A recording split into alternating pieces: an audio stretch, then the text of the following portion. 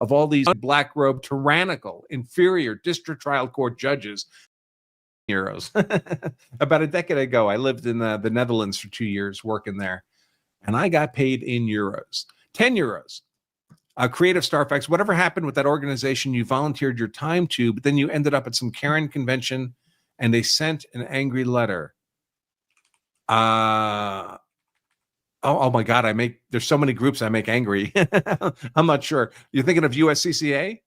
That's one. I think so.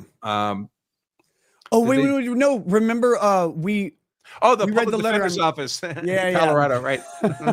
We read that on air. That was hilarious. They're so unimportant. I forgot all about them. The Colorado Public Defender's Office. Yeah, I did a legal consult for them in a murder case, pro bono. I didn't charge them a penny. I had to show up in court for multiple days to testify, and I got their client acquitted. And I know it was me because their defense counsel used my PowerPoint slides in his closing. Didn't even ask me. But which is fine. But we got them acquitted, and then they were so proud of me. They asked me to speak at their annual conference, the Colorado Public Defenders Annual Conference. So I did, again at my own expense, paid for my own hotel room and everything.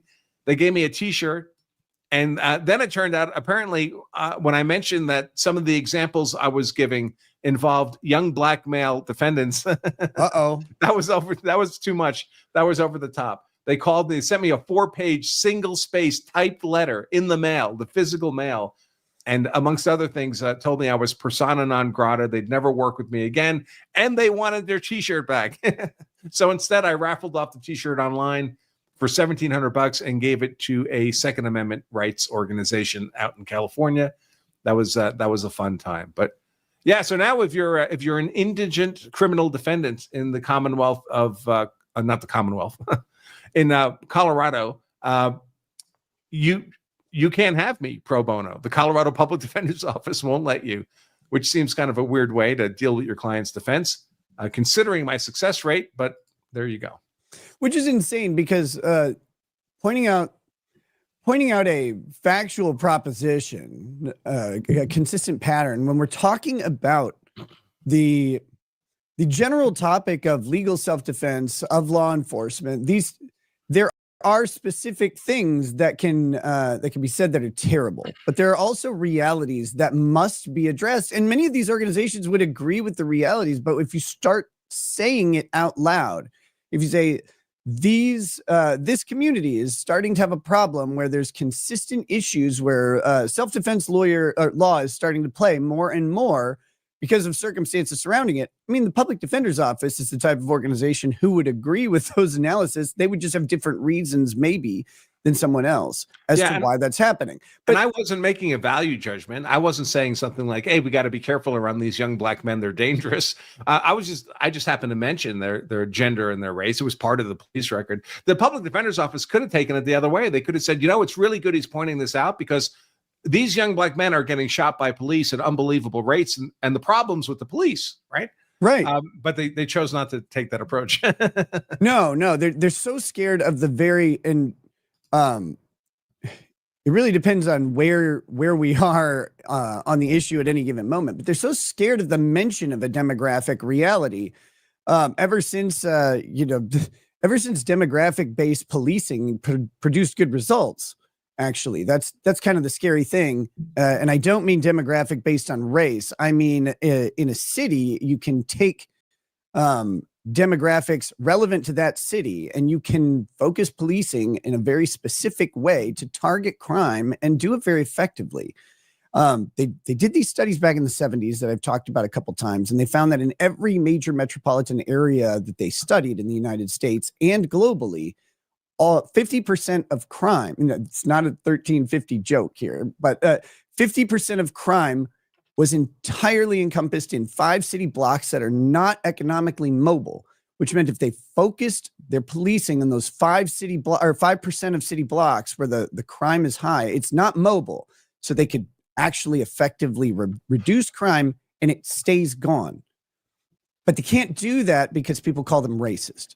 There's nothing to do with race, because if you go to London, those 5 city blocks have a different racial makeup than in the United States.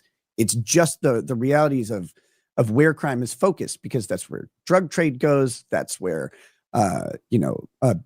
prostitution rings start to happen, and crimes associated with those things are violent because they involve the enforcement of territory. They involve the wrangling in of employees, et cetera, et cetera. But, don't have a demographic discussion about crime with the wrong crowd. They will make you return your t-shirts. Then what will you wear? Yeah.